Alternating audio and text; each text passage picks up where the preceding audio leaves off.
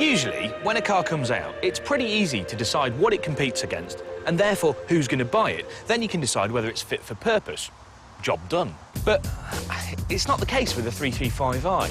You see, I can't understand who's going to pay 33 grand for a 4-seat, 2-door coupe that looks pretty much the same as all the other 3 Series currently tooling around Britain's motorways. Let's start with some facts.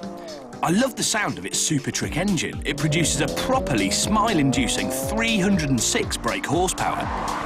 It does 0 to 60 miles an hour in just 5.5 seconds and hits an electronically limited 155 miles an hour. Inside, there's room for a couple of decent-sized film crew in the back seats, which is good. But other than a slightly more laid-back driving position, it just feels like a normal 3, which is bad. Same dash, same interior bits. Nothing here to make you think, ooh, I'm in a very special sporting car. The other slight strangeness is one for the trades descriptions people, because unlike the advertising on the back, there isn't actually a 3.5 litre under the bonnet. Instead, it's got a 3-litre straight-six that BMW does so well. The pair of small turbos help whip up the horsepower like tiny, angry jockeys, giving you the power equivalent of a small V8. This is a really weird engine. There's very, very little lag at all, and peak torque arrives at about 1,300 RPM and stays with you right until 5,000.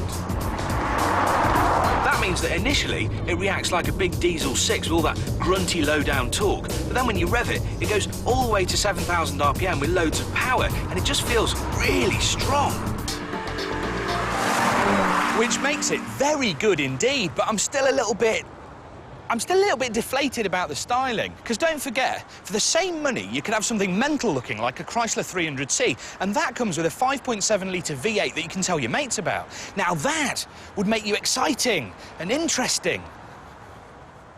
In fact, the BMW styling is so anonymous that when we parked on our local high street, no one, not even the traffic warden, batted an eyelid.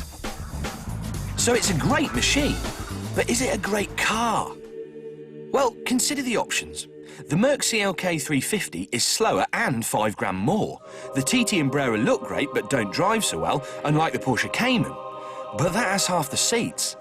Which means that spending £33,000 on a 3 Series coupe suddenly makes sense. It's wickedly fast, it handles brilliantly, and it's a well-sorted coupe. It's just that it looks dull. I want a more emotional response from a coupe. Basically, I'm just looking for bit more of a tickle in the trouser department.